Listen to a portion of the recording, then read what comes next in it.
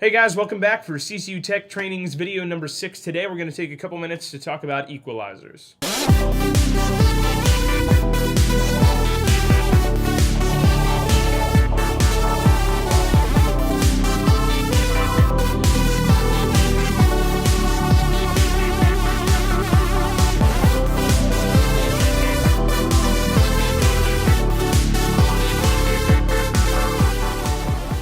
Alright, cool. So equalizers are one of the main tools used by audio technicians, whether you're running front of house or monitors or mixing down in post-production or anything like that. It's an extremely powerful tool that allows you to shape the timbre of instruments or voices or whatever. So what is an equalizer? My definition of equalizer is a gain control for a specific set of frequencies. Let me say that one more time, and I'll write it down so that, to make sure that you get it. So it's a gain control for a specific set of frequencies. So basically what that means is you guys know that at the beginning of any signal chain you have a gain control. And what that does is boost the level of an input so that it's usable throughout the rest of the console while you're adding DSP and then mixing and sending out. What an equalizer does is it does that same thing. It's a level control, but only for a certain section of the input. So instead of adjusting the overall level, it only adjusts the highs or the lows or the mids or a certain section or a combination of those. So we'll go ahead and dive on in. Just so you guys kind of have an understanding, the most basic equalizer that probably every person in America has used, you'll find in your car, right? So on your car, you have that little 2-band EQ that says treble and bass, and all of the high school thugs crank the low end and make their terrible, crappy Camrys sound like rattling tuna cans. But that is adjusting frequencies independently from one another. So when you turn up that bass, it's adding gain, but only in the low end section of the radio. So that's basically what an EQ does. Every EQ is going to have 3 main parameters. The first one is gain. Big surprise there. Gain is basically adding or taking away. Most every equalizer can add and take away gain. That's called an active EQ. There are such things as passive EQs that are only capable of taking away, but we're not really going to talk about those today. So gain is where you add or take away level. Cool, the next one, frequency. Important to know. So frequency is measured in hertz. The human ear can hear roughly 20 to 20,000 hertz. Don't go measure yourself because it's probably going to say that you can only hear 16,000 hertz and then you're going to cry yourself to sleep. It's okay. Most people actually can't hear up to 20,000 hertz. That's like a dog whistle. But frequency is basically where you're selecting the section of the input that you want to adjust the gain on. So if you want to adjust the sibilance in somebody's voice, you might adjust the top end. So you're going to select frequencies like around 10,000 hertz and higher. If you want to select the thump of a bass drum, you might go down to 80 hertz and select that. We've talked about that in other videos, some fundamental frequency ideas. But frequency is basically the parameter that allows you to select the section of the input you're adjusting.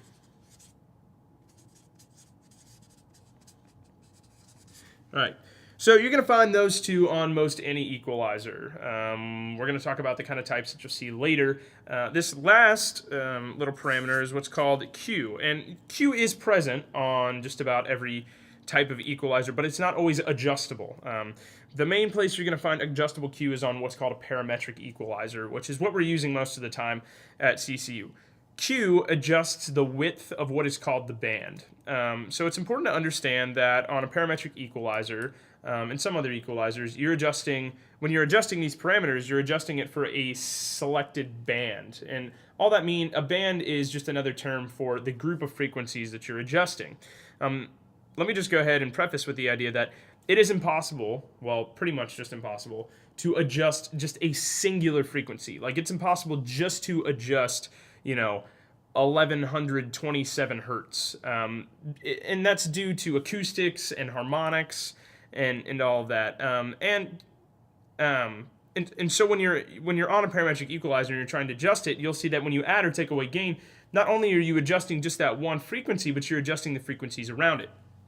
Q adjusts the width, so it adjusts how many frequencies on either side of that set frequency you're adjusting. If you have a really wide Q, and say you're adjusting 500 hertz and you have a super wide Q, you could be adding a little bit of gain or taking away a little bit of gain all the way up to 1,000 hertz or even higher. If the Q is super narrow, say for like a notch filter or something like that, it's possible that you wouldn't even be adjusting 530 hertz. And that's a beautiful thing. When you're notching for choir mics or trying to ring out a room, it's wonderful that you can adjust the Q and make it super slim so that you're only adjusting a few number just a small number of frequencies.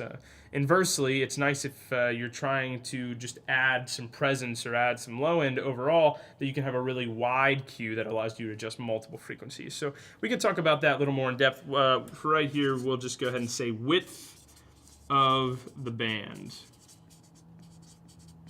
Okay, if you guys have any questions about that, you know where to contact me at. Next on, we're just going to talk about the 3 different kinds of EQs that you might run into. The first one is right here. This little guy is what you would find on old analog consoles of the day. You probably can't see that right now. Let me adjust the camera. All right, so now that you can see it a little bit better, this, I probably didn't move it that much at all. Anyways, this is what you would see on analog consoles back in the day. So analog consoles were basically channel strips that were just repeated over and over and over again. And on that channel strip, you would find an EQ section that just kind of had like low, mid, high. They are set bands and frequencies most of the time, set Qs. All you can adjust is the gain. Clockwise adds gain, counterclockwise takes away gain. So I call that a set band equalizer. I'm not sure what the exact term is. Some of the old guys might correct me on it. But yeah, sometimes they'll have like a sweepable mid, which means that you can control the frequency of the mid, but usually the high and low bands are set, and what you have is what you got. So the next one over is what's called a graphic equalizer. And any time that you had to do more equalizing is when you would use the graphic. They came usually in like a stereo version that was 2 15-band EQs and a full mono version that was like a 31-band EQ. And what's nice about these is each one of these different little sliders is one frequency. So you can come in and add and take away from that one frequency. Guys will usually use these to shape the overall output of some output on the mixer, whether it's the main bus out or a monitor out or whatever. And lastly here, we have the parametric EQ, which is what we're used to on the Behringer X32 and other digital consoles of the day. You guys have no idea how lucky you are to have a parametric EQ and compressor and gate on every single channel. Back in the day when we were doing analog, it was insane to even think that was possible. But a parametric EQ is wonderful because it allows you to independently adjust these 3 parameters for multiple bands. Like on our X32, we have 4 whole bands for every single input and 6 bands for every bus and mix out. So that's huge. That's really, really huge. Parametric is definitely the most adjustable out of all of them, the most transparent, most likely. And you see them used in every aspect of audio, from tracking in the studio to post-producing to front of house and monitors, all that stuff. Moving on. This is my favorite part. I get to rip the page off. That was fun. Cool. So the last thing we're going to talk about just briefly are the types of bands that you'll see on the parametric EQ that we're used to using. There are 3 main types. The first one is what is called a shelf band. And a shelf band is awesome and terrible at the same time. A shelf band basically allows you to select a frequency, and then when you add or take away gain, every frequency above or below that certain frequency is what is being adjusted. So if I select 10,000 hertz and it's a high shelf, that means that 10,000 hertz and everything above 10,000 hertz is going to be adjusted by that gain, addition, or subtraction.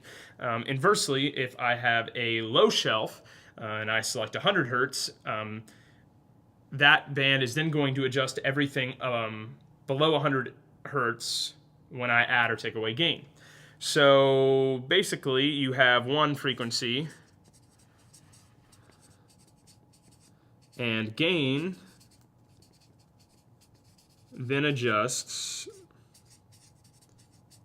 all above or below. Above or below. All right, the next one is what's called a bell. And it's kind of self-explanatory. It looks like a bell. So instead of having a set frequency where everything above is used, you have a frequency that's in the middle, and then the Q adjusts just the number around it. So adjust the width of that bell. So if you were to make something, it would look like this. This is the set frequency in the middle here, as you can see. Let me draw it a little bigger up here.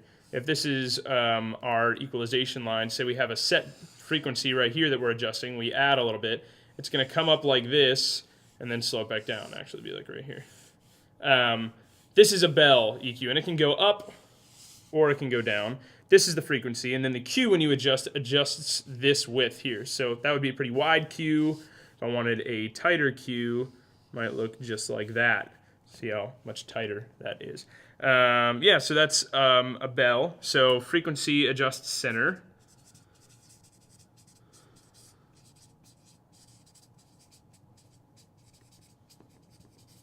And gain adjusts up and down. Pretty easy. And then the last one is cut. And cuts are commonly used. You have low cut, high cut, all that stuff. And basically, you set a frequency, and everything below that is gone, or everything above that is gone. Pretty self-explanatory. So, yeah, used pretty commonly on most inputs. But anyways, that's about all for our equalizers today. If you guys have any questions, as always, send me an email to tanner.daniels@ccuuniversity.edu. Thanks. Bye.